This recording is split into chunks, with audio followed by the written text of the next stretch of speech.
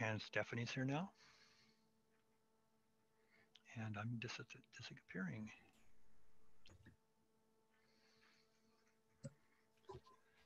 Stephanie, hey. Oh, say something again, Stephanie. Your voice Oh, didn't can come. you hear me? Yeah, it's not great, Stephanie. Not as good Oh, as last no, time. really? Yeah, there you go. Now you're there. Okay, now you're Okay, good. maybe I just need to move up a little. Yeah, I think My so. camera's at kind of a weird angle. I only have a camera on my, it's like a little portable one. Mm-hmm. So Okay. I haven't used it much, but Mm. is that better? Yep, you're sounding good and Okay. you're looking good. Is that the, oh, that's the high I'm school in the background, Stephanie. isn't it? Oh, I'm sorry. Go ahead, Steph.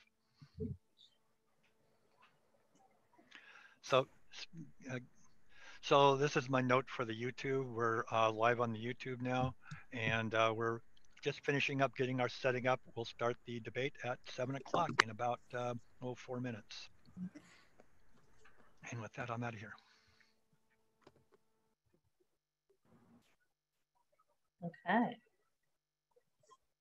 I just finished a student leadership meeting with a committee out of, it's a principals association, but so fun to hear ideas of other principals and how we're getting kids excited in such a crazy time.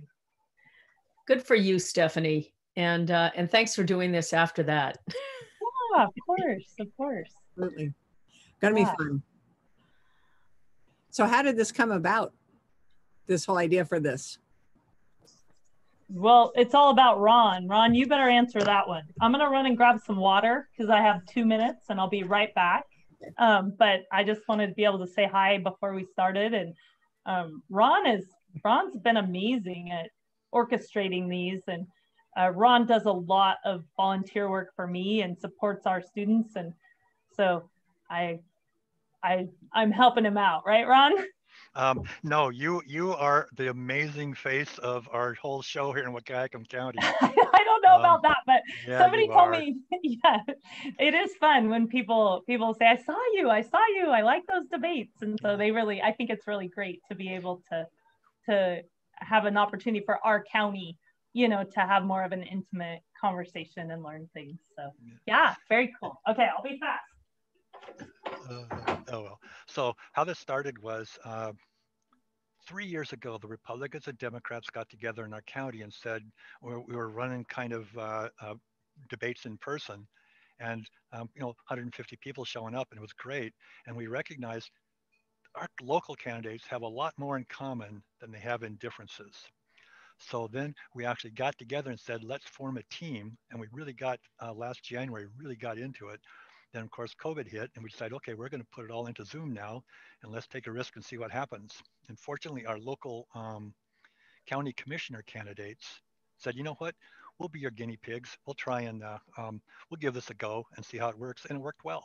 And so then we just kept building up through the primary and our next step. And it's our forum team. It's Deb from the Democrats and myself from the Democrats and Mary from the Democrats and Phyllis from the Republicans and Phyllis from the Republicans and Mary. We're having a really good time working together, frankly. And we'd like to see everybody doing that. We'd like to see, again, not what we saw last night, but people sharing, here's what I want to do, here's what I want to do. And let's let folks decide who they want to have leading us. And it's so wonderful. Again, Gail, like I told Kim, I saw the AWB debate and I thought, yeah, I want to hire both of you, frankly. So anyway, I'm trying real hard not to chat here. Let's see, I need to pipe down. Okay. I think we got about a minute or two and I'm going to turn myself back off. I told all kinds of gushy things about you, Stephanie. Oh no. Hey, but I forgot one thing. Ron. Diane, you probably only can believe half, right? Diane Tischer, when I talked to her yesterday, she says, "Do you know Diane, Kim?" Yeah, I love. Yeah, okay. You know her, so anyway, Kim too. So Diane says to me last night, I so love Stephanie. I hope she's doing it. I said, oh yeah. She said, oh, she's so good at this. And to have Diane say that is very cool. She's great. She Yeah. is a great person for sure. Okay, I'm going to shut back up now.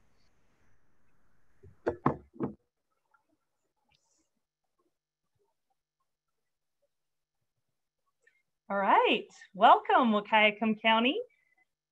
We are excited to have you here for the Secretary of State debate. We appreciate that you took the time to join us. Just as a reminder, we're sponsored by the Wahkiakum County Republican Party and the Wahkiakum County Democratic Party, working together for the good of our county and all of the rural people that live out here. We are also live streaming on YouTube.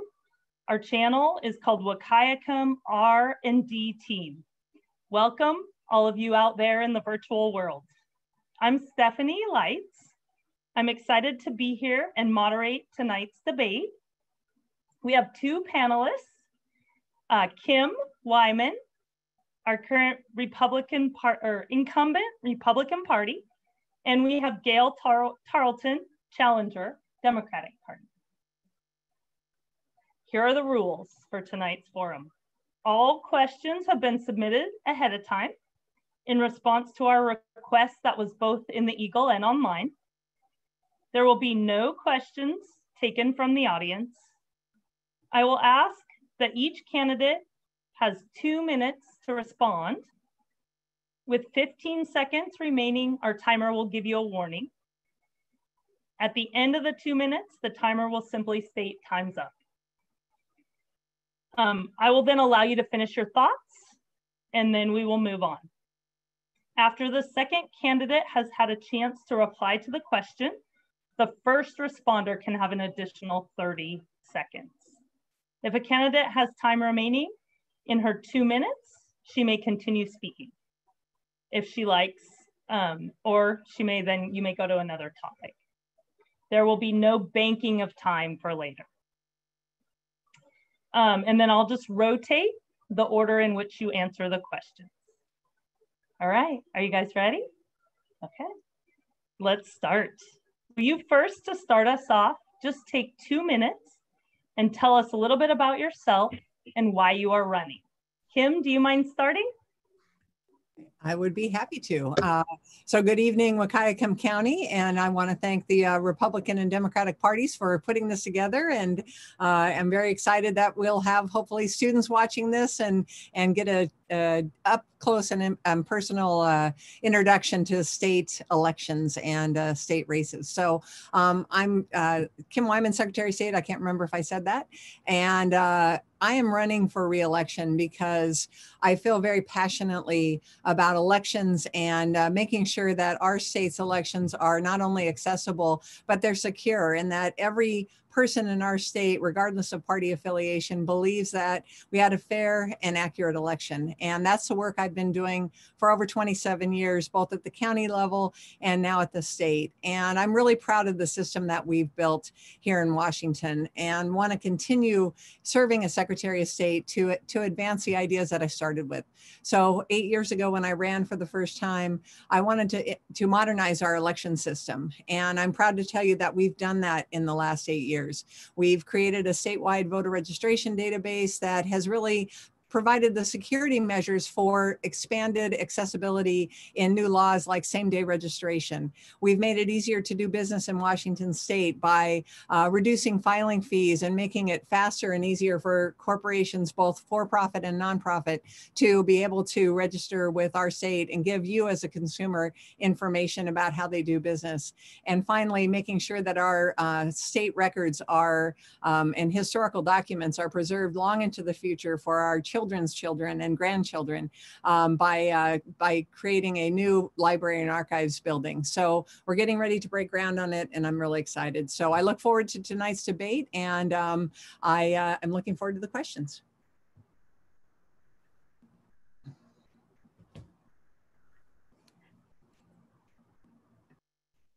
Sorry about that. I am out of practice with my mute and unmute. So thank you, Kim.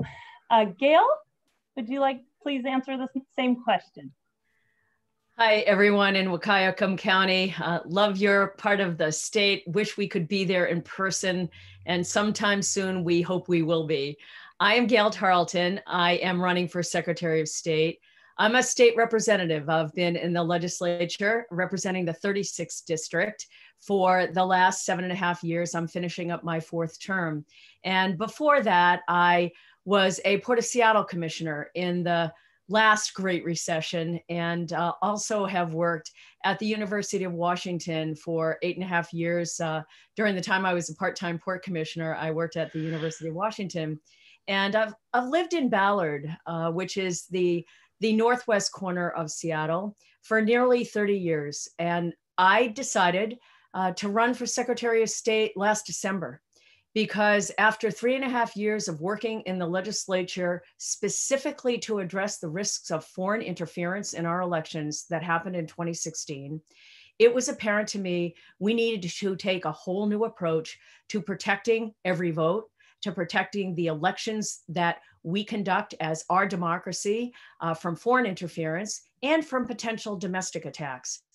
During the course of 2020, we've faced the very unusual and unprecedented situation in our country where our president has launched 7 months of direct attacks on the legitimacy of voting by mail and taken actions to undo and undermine the integrity of the US Postal Service. This has never happened before in the history of the country, where a sitting US president was attacking the ability of us to carry out our elections and exercise our right to vote. When our right to vote is at risk, every right we have is at risk. I have more than 30 years as a national security and intelligence expert, and I also have worked in the private sector and the public sector to address cybersecurity risks to our country and to our state. I look forward to the debate and hope we have an opportunity to hear some diverse questions here. Time. Hey, Stephanie, for some reason, Phyllis is not coming through, so I'll be doing the timing until she connects, okay? Okay, thank you, Ron. She's on mute. Phyllis is on mute.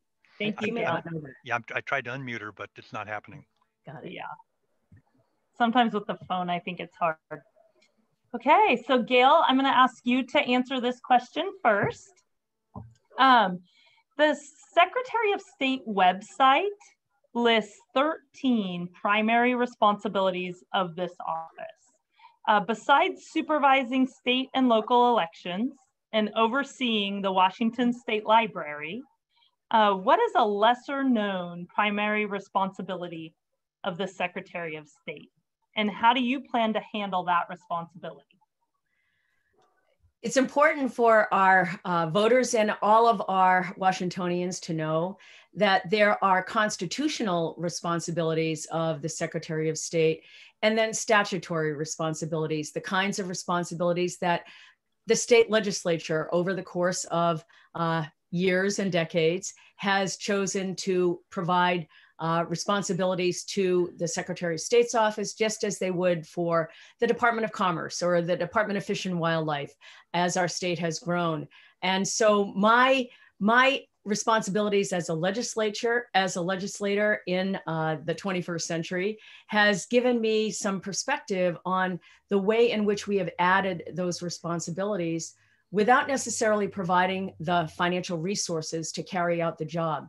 That has always been a concern of mine. One of the most important responsibilities is the Secretary of State's office oversees how the technology for the Public Disclosure Commission is provided and how we provide at the legislature funding to keep up with our campaign finance laws and to keep up with the ways in which candidates are filing their financial disclosure information. The legislature has been not doing everything it should to provide the technology to the Public Disclosure Commission to provide transparent and open access for all Washingtonians to the work of candidates as well as the work of elected officials. And so that is one area where I believe not only the legislature, but the Secretary of State's office and the Public Disclosure Commission need to work more closely together as partners to make sure we're fulfilling the open government laws of the state.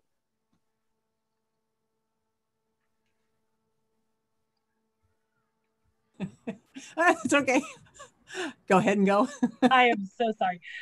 So again, the same question, and just basically the 13 primary responsibilities besides supervising the state and local election and overseeing the library. So what are some of those you'd like to speak to?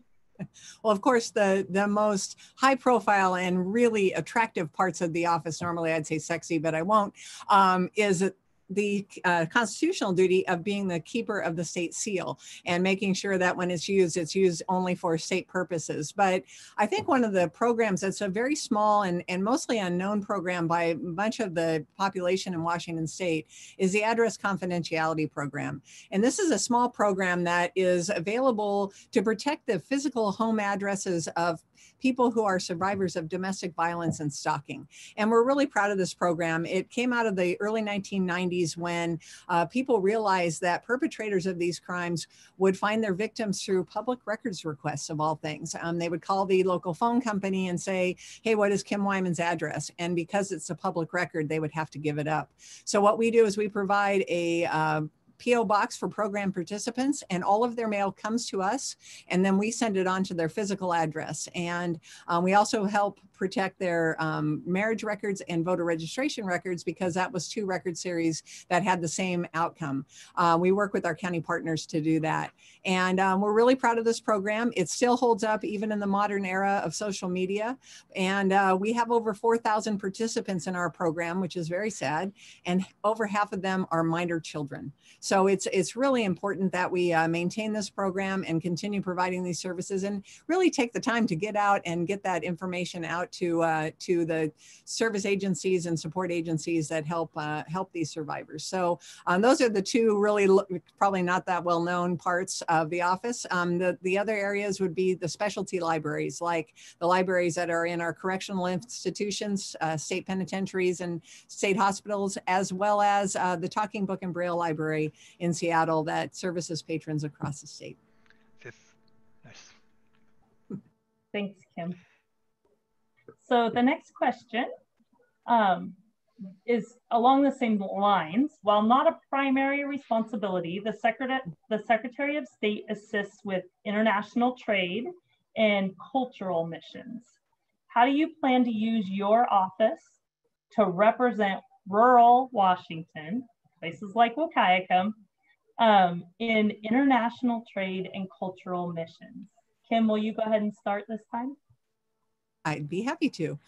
So the Secretaries of State that preceded me, both Sam Reed and Ralph Monroe, really did promote Washington State through trade missions and hosting dignitaries that would come to Washington to promote Washington businesses. And we've tried to continue that same interaction and working with the Consular General Corps and hosting different organizations and groups that come to Washington from foreign countries all over the world, and highlighting what we do here, from obviously the big companies like the Boeings and the Microsoft that are international names, Starbucks, to really in Eastern Washington and rural parts of the state like Wahkiakum, showing the produce and the agricultural products that we produce here in Washington. Of course, I think we all know that cherries and apples and the things that are traditional agricultural products here in Washington, but we're world renowned for our wheat. And I know in Wahkiakum County, wheat may not be the biggest crop, but it's really just trying to connect those businesses and those organizations with those visitors. And when a delegation goes abroad, being part of that delegation and really helping promote and open those doors to that commerce internationally. A great example would be when the COVID-19 impact started hitting Washington.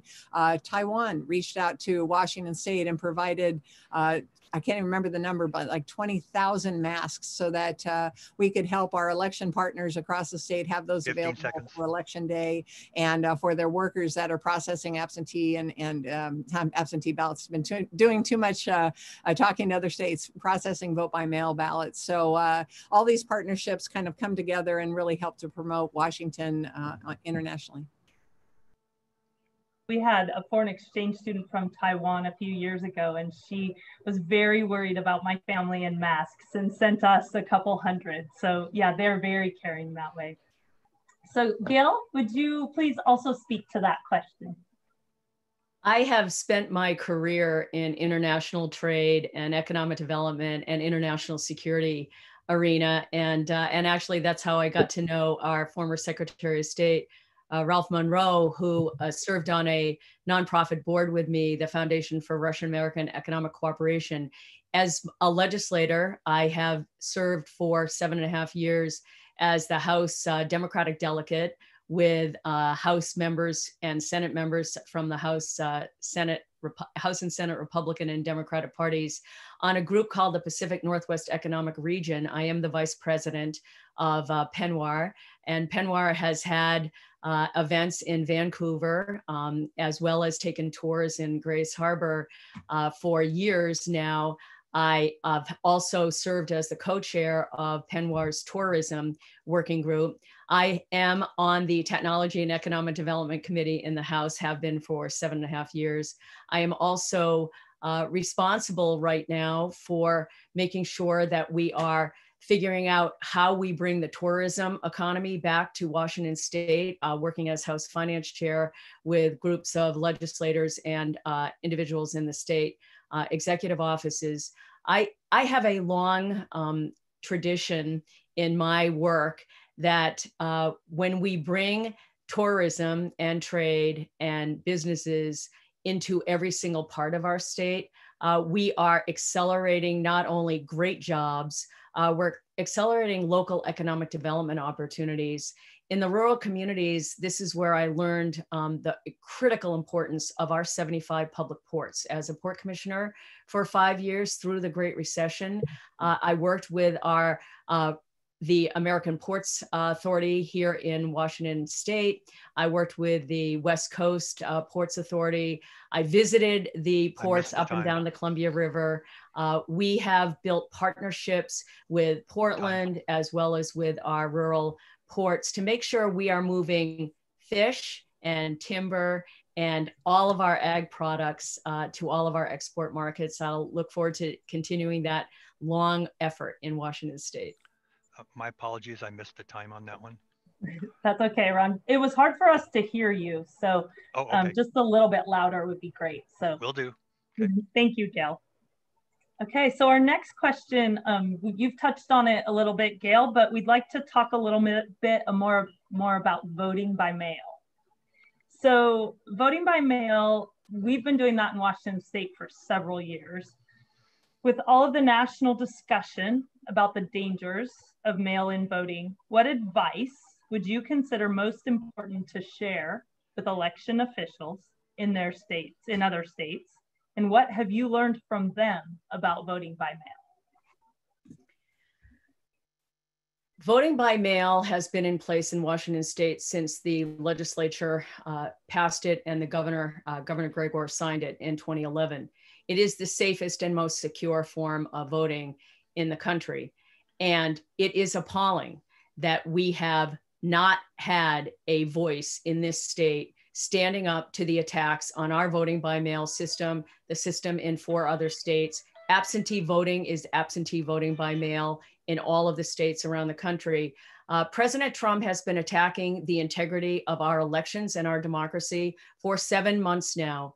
And voting by mail is not fraudulent. It is not rigged. And our Secretary of State needs to condemn what our president did in that debate last night, because it is dangerous for the people around this country who do not have statewide vote by mail, for them to hear the president telling them that their vote is going to be rigged, that their vote is not going to count. They have already voted in some of these states by mail. And in our state, people who are voting from overseas are also casting their ballots. We need to defend vote by mail as the safest and most secure way of voting. Our Secretary of State should have been advising colleagues in the Republican Secretaries of State offices around the country long before now that voting by mail works. She's had 7.5 years to do that, and she hasn't used that platform and that bully pulpit to help those states convert to vote by mail before now. We really are in a critical moment in our states and our country's history, and we need to stand up and make sure everyone knows our local auditors and elections officials will vote. They will count every ballot. They will make sure every ballot is protected, and that when we have an outcome, it will be legitimate. And that's what I would be saying to every single one of my colleagues in this state and in the country. And that's what I have been saying in every meeting, every opportunity with my friends, family, and colleagues who live in other states. Just vote and let your professionals count the ballots. We're at time. And again, I got taken off task to answer another, deal with another situation. So I screwed up the time again. And I also want to remind Stephanie that we're ideally, we have the first respondent gets a chance to reply if they want to the second respondent after they've spoken. Yeah. So Gail, you can have 30 seconds at the end after Kim responds. And I apologize for not giving you that ahead of time, or the other 2 times, but I think the next couple questions will lend itself to that. And so, if you need to give the secretary more time, since mine went over, that is perfectly appropriate too. All right, thanks you guys. Kim, go ahead. Remind me again what the question was, sorry. Yes, I was wondering about that. After a little bit, that can be hard. So voting by mail, the question is, with all of the national discussion about the dangers of mail-in voting, what advice would you consider most important to share with elected officials in other states? And what have you learned from them about voting by mail? Well, one of the things I'm really proud of is the most, what I think is the most inclusive, the most secure, and the most accessible voting system in the country is the one we have here in Washington State. And I'm proud to have been part of building that up as a county official and now as a state official, and being one of the chief architects of implementing vote by mail. And over the last 9 months, since COVID really started taking a foothold, probably less than that, it feels like 9 years, my colleagues from around the country have reached out to Washington, and we've reached out to them to share our experiences, share the lessons that we learned to help them be successful. So, you know, I would disagree with my opponent respectfully in terms of the way that we've reached out, the way that I've reached out to my colleagues, both Democrats and Republicans. And in fact, not only are they reaching out, but the media has reached out. And in fact, I've been featured in more than 400 different publications and articles and panels on this topic, and been speaking to national audiences even as late as this morning when I was on a broadcast with the Washington Post with the Colorado Secretary of State, who's a Democrat. So, you know, that's the way that I approach this job, is trying to share information and make everyone better and raise all boats. So the advice that I've been giving them is really threefold. The first thing is you have to focus on the controls. Make sure you have the compensating security measures for mailing ballots to voters so that when someone like the president takes a shot at it, you can actually defend it. Second, you have to have the capacity and the management you have to manage the resources, dealing with whatever the resources that you have to get through the throughput of this, you know, in some states' cases, 10-fold increase in absentee ballots. And finally, you want to make sure that you're consistently applying the laws so that the way a ballot's handled in King County is the same as Asotin County and the same as Spokane or Wahkiakum County. And really making sure that you're inspiring confidence on all 3 fronts is how you implement a good system.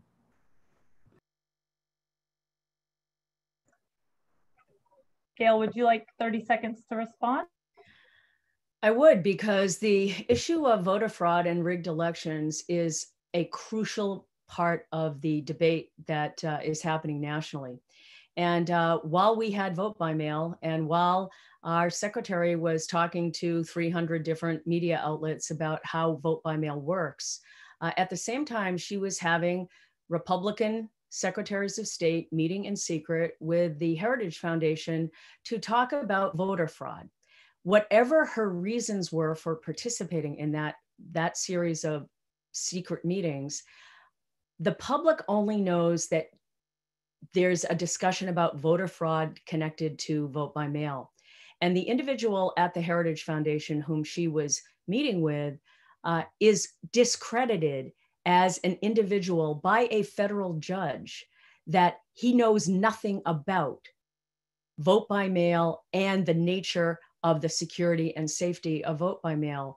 When voters hear that voting by mail will be fraudulent or rigged by the President of the United States and by the Attorney General of the United States, it means that they need to hear from experts who say it is not fraudulent, it is not rigged, and what the President of the United States is saying, what Donald Trump is saying, is not true. Those words have to come out of the mouths of the experts, and we haven't heard them. And we need to hear them in this state and around the country. Most voters in the other states don't have any idea about the integrity of vote by mail. And we need them to understand what it's going to look like on election night. So that's what I've been focused on. That was is a minute. helping people know what it's going to look like. Okay. All right. Next question. Thank you, Gail. The Secretary of State's office oversees the Washington State Library, which advises and assists public libraries throughout the state. I personally served on the library board here in Wahkiakum County for several years and watched them really suffer with budgets and the amount of funding they had to function adequately. So my question for you is, what additional support for basic operations are you willing or planning to give small rural public libraries that are just absolutely poorly funded? For instance, their entire budget would go to a data hosting for online circulation. So how would you address that? Gail, will you start? Our public libraries are the foundation of communities all over this state and all over this country. It's an extraordinary resource, and it is on our watch that we must protect them. I am the House Finance Chair, and I am absolutely aware that over decades, and including since the last recession, that the funding of public libraries for the state network, as well as of course, our community public libraries, has been decimated. And those counties that have the ability to go to the ballot and get levies to support libraries are very fortunate, but that is not universally available around this state. And so my approach has always been, when we are not able to handle it at the local level or even at the state level, we need to start focusing on how to pursue grants at the federal level that can bring resources into the state that the state can then match, that the local jurisdictions can match, and that we can work with nonprofit organizations that fund libraries. I was a development officer at the University of Washington, and for the College of Arts and Sciences, I was their director of corporate and foundation relations.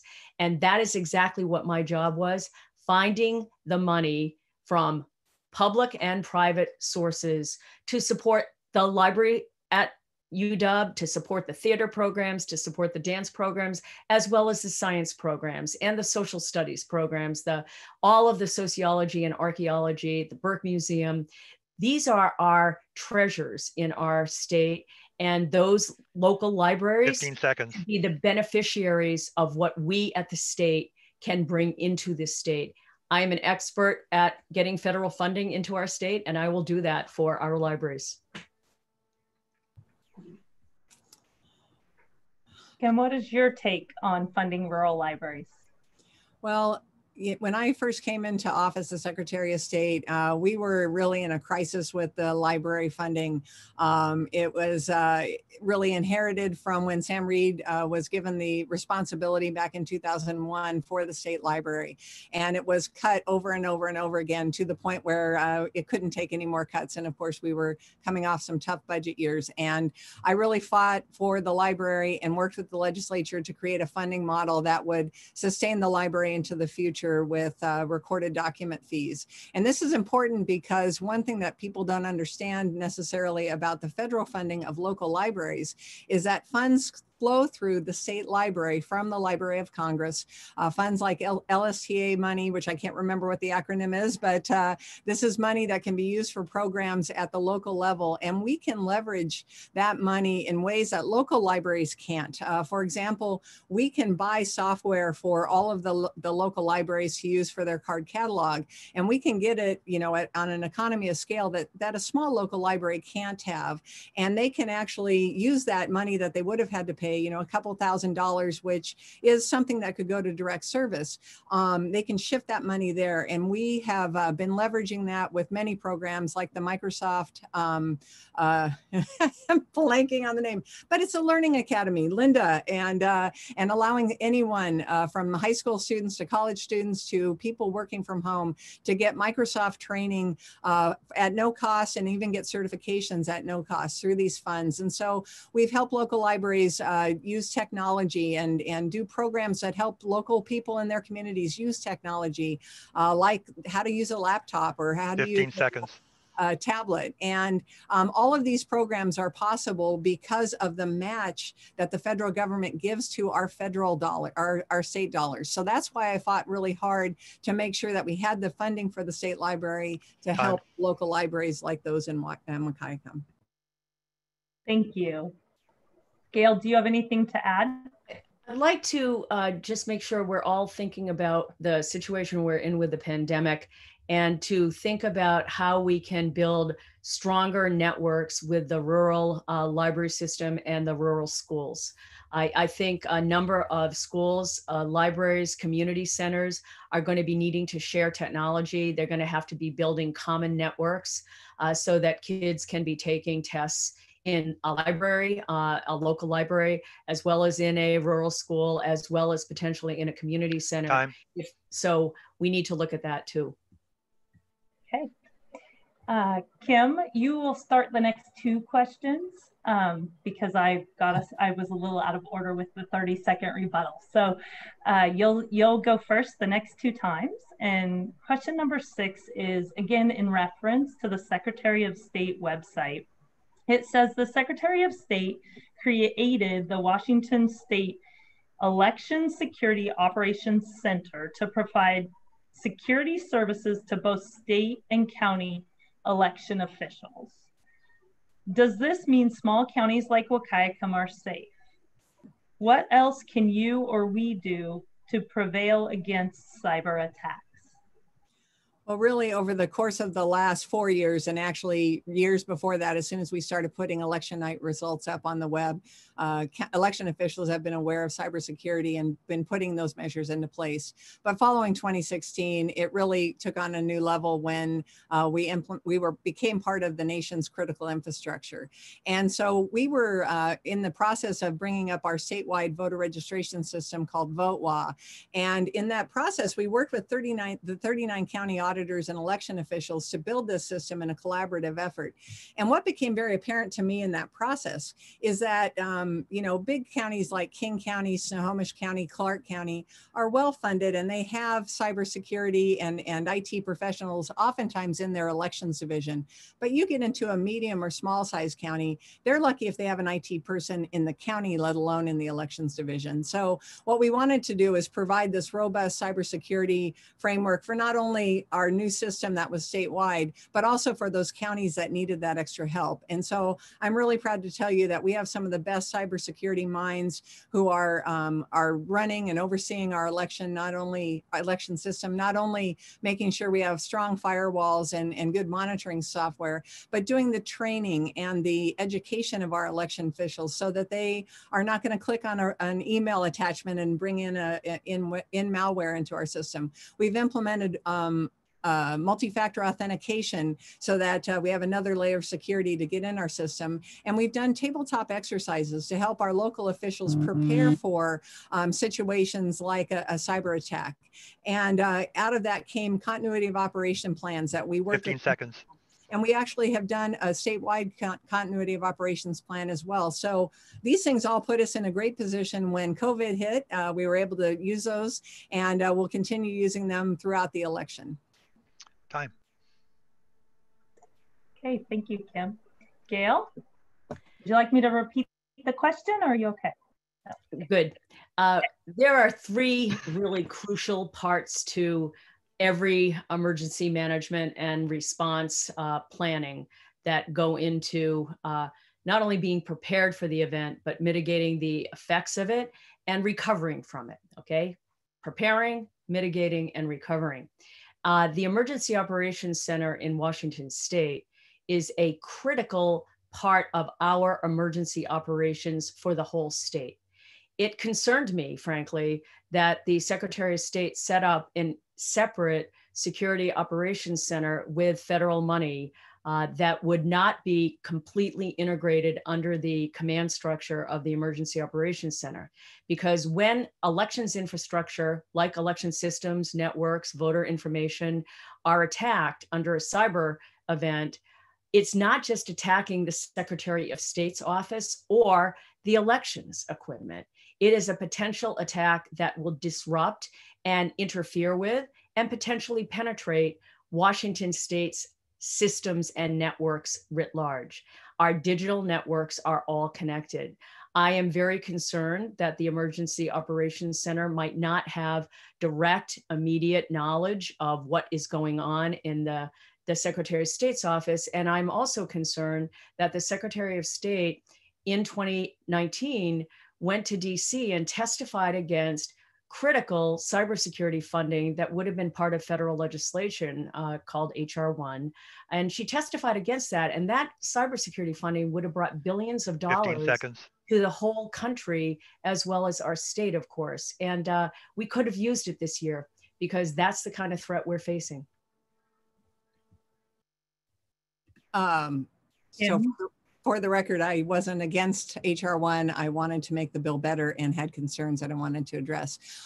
We worked very hard on the security of our system and worked with our county partners and with the OCIO for the state, the Chief Information Officer and Chief Security Officer. And yes, we do oversee our own system for a whole myriad of reasons to make sure that that it's separate and it is safe and secure. But make no mistake, when we are in an event like we are currently, we are working very closely with the Emergency Operations Center and making sure that the entire state is secured. All right, thank you. The next question, if the legislature decides to move the primary election from August to May, what would it take for your office to make that happen? And what would that mean for rural counties like Wahkiakum? Kim, will you go ahead and start, please? Sure. Well, I support this idea. I think having a little bit more time between the primary and general is very good for voters, and it's very good for our election system. It will require a lot of moving parts, however.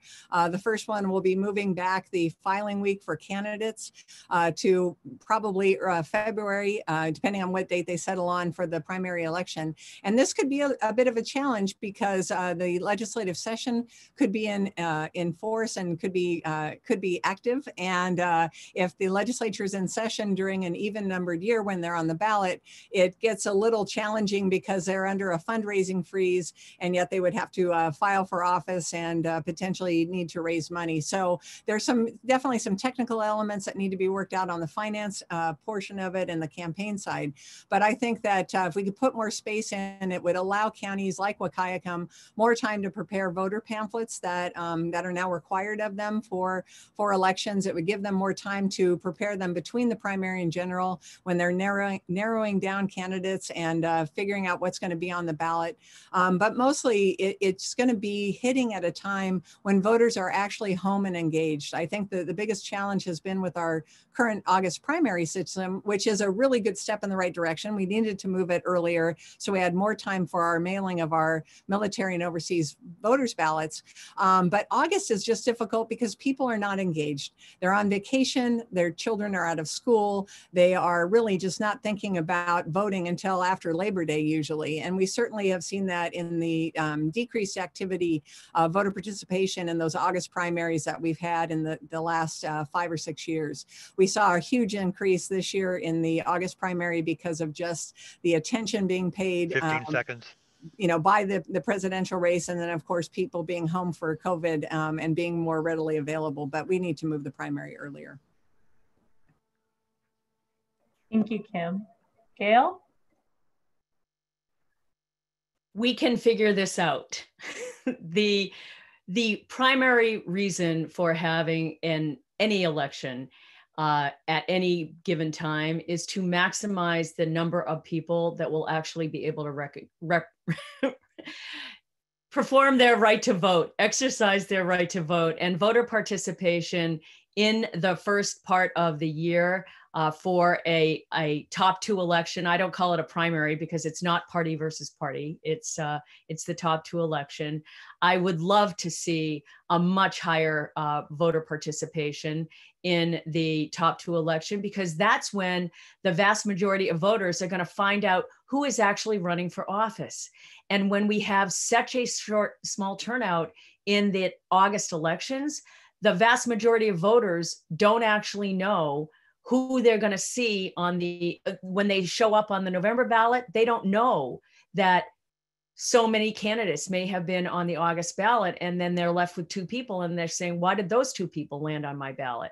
So I think we can handle the logistics. We should be working with the legislature to maybe change the time that you actually file for office so that it's filing before you actually go into session, for example. That would be something that I think we ought to look at. Campaign finance laws in this state are outstanding, and it means that neither the state legislators or the state executive officers that will be on the ballot as well every 4 years, that they cannot raise money and campaign while they are performing their legislative work. And so, yes, it presents a different set of circumstances, but it's not a bad idea to have people file, to have people have time to write the voter pamphlet statement, to have the counties, especially the rural counties, have time to prepare the voter pamphlet statements, have them verified and checked so that we do not have problems like we had in this last election with the content in some of the voter pamphlet statements. These are ways in which we can use the extra time to the advantage of the people. Thank you, Gail. Kim?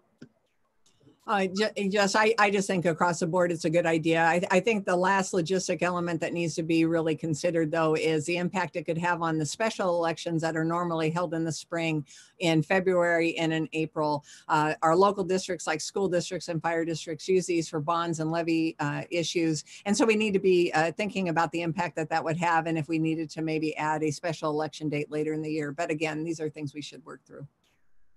Okay, thank you both. Gail, I'm going to ask that you start on this question.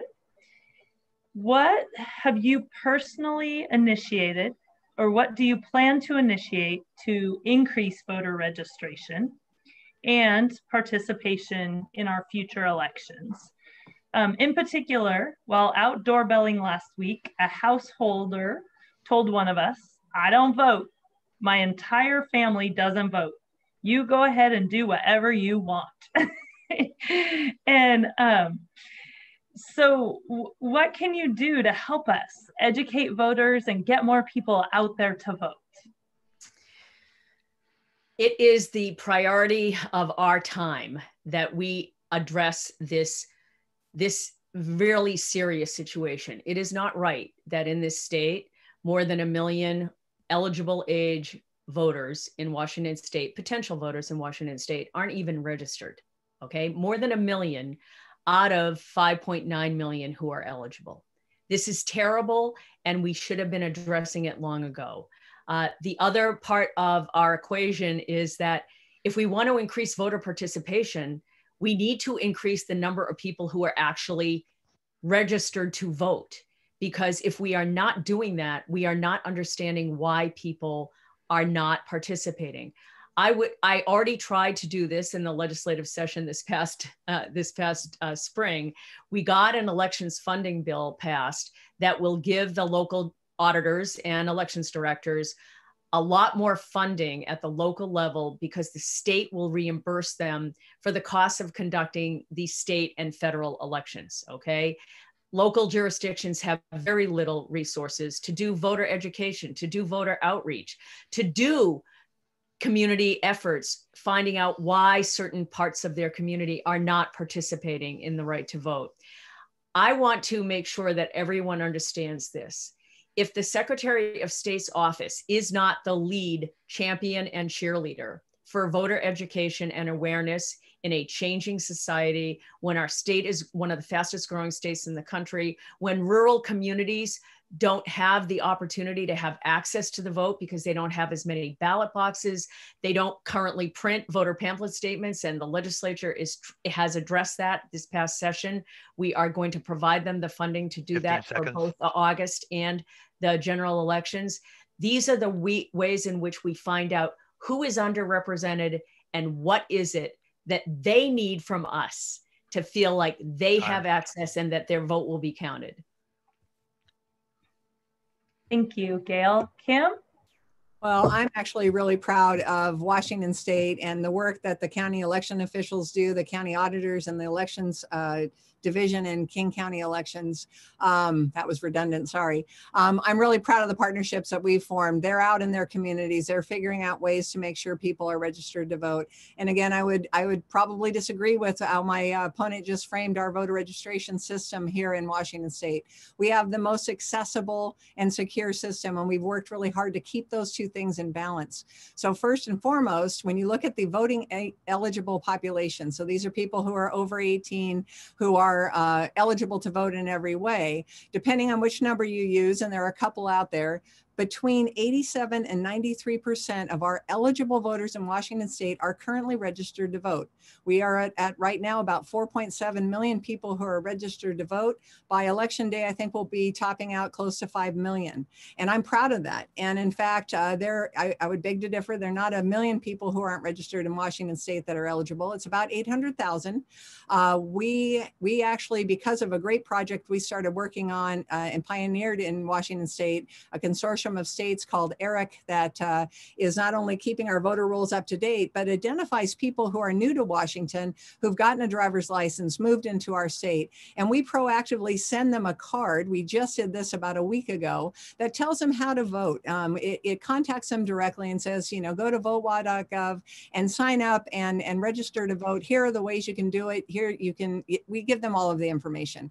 And my point is that's really what voter empowerment is we want to give the information, remove the barrier so people can participate and have their 15 seconds. By being registered voters. We're doing that very proactively here in Washington State, and we're leading the country on that front. And then finally, I'm just really proud of being part of the National Voter Registration Day the other day as one of the co-chairs of that effort. Time. Gail, do you have any closing remarks to that question? I think we have not done nearly enough on youth engagement before they are eligible to vote. We need much more effort getting kids who are in junior high and high school aware of what their right to vote means. When we went to vote by mail, we lost polling places for people who used to go to the polling place maybe with their parents or with their grandparents or with an aunt and an uncle, and experience the adults in their life that they trusted and loved, why they took the time to vote. We need much more of that happening in our communities, especially in our underrepresented communities, and our pre-registration efforts need to expand. That is a memory I have, waiting for that voting booth at the elementary school. Okay, thank you. So we have about 10 minutes left. So we'll do one last question and then you'll have an opportunity for some closing remarks. Our last question is, in Wahkiakum County, all of our county commissioner candidates are running as independents because being Republican or Democrat is less important than working for the greater of the good of our county. For the Secretary of State, why does the Republican Party or the Democratic Party matter? Why can't the office be nonpartisan? That's a great question. And that's something that I've wondered since I was at the county as a county auditor. I mean, especially when you look at county government, does it matter if your coroner is a Democrat or a Republican? Does it matter if your county auditor is a Republican or Democrat? I think on some fronts it does. It gives you an indication of their political leanings. But I can proudly say that for the 27 years I've been doing elections, I have always tried to approach this job from a nonpartisan standpoint, even though I am a partisanly elected official. So I have a track record of doing that and working with people on both sides of the aisle. In fact, I will circle back to the comments that my opponent made earlier about meeting with a very conservative national group called the Heritage Foundation. Yes, I did meet with them, and I did have conversations because I wanted to hear what some of our harshest critics had to say about vote by mail. Ironically, the part that she left out is that I meet with all sorts of groups across the political spectrum, including the Brennan Center. I spent 2 days at the NYU Law School talking about election-related issues at the Brennan Center. I've spoken on panels with the ACLU, Represent Us, the Carter Center on Native American voting. I could go on and on. My point is, when you're Secretary of State, you have to be above the partisanship. Yes, I am a Republican elected official. And yes, I have done some national work on things like Right Women Right Now, trying to attract women Republican candidates for office, trying to do the Future Majority Project, trying to get more people of color to run for office as conservatives. So yes, I've done that work on the national level because I want to keep it separate as much as possible here because I oversee the state's elections. So it's difficult as a partisan to separate those two things out, but I think I've had a lot of time and experience to do that. And I think I've done it well on behalf of every voter in this state, regardless of party, because at the end of the day, I have to convince every voter that we had a fair and accurate election. Thank you, Kim. Gail, would you like me to repeat the question, or are you good? I'm good. After 13 years in public office, 5 of them as a nonpartisan elected official, as a Port of Seattle commissioner, and now closing in on 8 years as a state legislator, I can say without reservation, I do not attend secret meetings with anybody about anything regarding the politics of voting. Meeting secretly with only Republicans on voter fraud issues and vote by mail is not making yourself knowledgeable about the different perspectives. The Brennan Center does not have people who have had their record discredited by a federal judge. It is so important to all of the people in all of our counties that candidates get to be in front of those people and make the case for why they should be elected. And whether I'm a Democrat, Secretary is a Republican, I value voter participation and voting rights and voter expansion.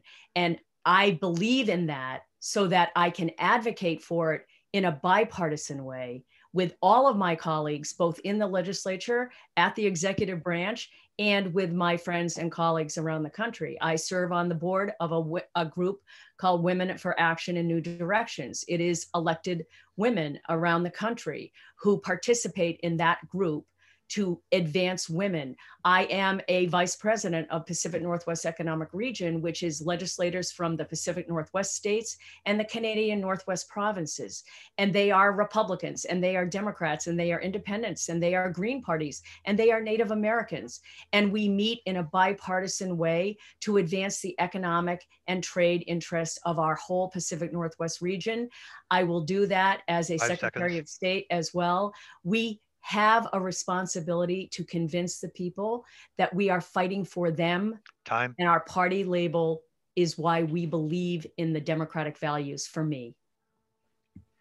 Thank you, Gail. Kim? Yes, once again, I'm running on my record and the things that I've done. And I think that's why I am invited to all of these bipartisan organizations, whether they are open or closed doored, it's talking to everyone. And I think that's why I have the support that is bipartisan of endorsers that are Democrats, Republicans, and independents. And that includes people who have conducted elections. Okay. Thank you both. We would like to wrap up tonight's debate with each of you taking 2 minutes to summarize what you want our audience to know about you and your position on issues. Gail, I'd like to ask you to start. Thank you so much for the opportunity to meet with virtually Wahkiakum County. We are in an extraordinary time in our state and in our country. The job of the Office of Secretary of State needs to evolve and move forward in ways that we have not thought about before. We need to bring more voices into the story of our democracy as our state changes, as we deal with many crises, whether it's a wildfire, the effects of smoke coming from Oregon fires or California fires, the fisheries, how much they are endangered. As Secretary of State, I want every voice to be heard. As Secretary of State, I want every vote to count. And I want every single person in this state to know that when they cast their ballot, whether it is by mail or in a ballot box or from an overseas ballot, that our local auditors in Wahkiakum County, in Pacific County, in Grays Harbor County, or out in Chelan, or here in King County, or in Snohomish and Whatcom and Island counties, that we have the people on the ground working with the Office of Secretary of State and with the emergency managers in our state to protect our elections against foreign interference and domestic interference, and that our vote is going to be counted, that it will matter, that your voice does have an impact and will make a difference in the way our democracy grows and gets strengthened as we come through this pandemic, as we come through the economic crisis, and as we deal with this election in front of us. Thank you so much for the opportunity to earn your support, and I would love to have your vote. Thank you, Gail. Kim? Hold on, having technical difficulties here. Okay, there we go. My husband and I lived overseas in the late 1980s when he was serving in the Army, and we received our ballot the day after an election. And I was in my late 20s, and at the time I didn't realize how important voting was to me until I had that right taken away. And there was nothing I could do about it. I hadn't missed an election before then, haven't missed one since, and life kind of went on. And a few years later, I became the Thurston County Elections Director.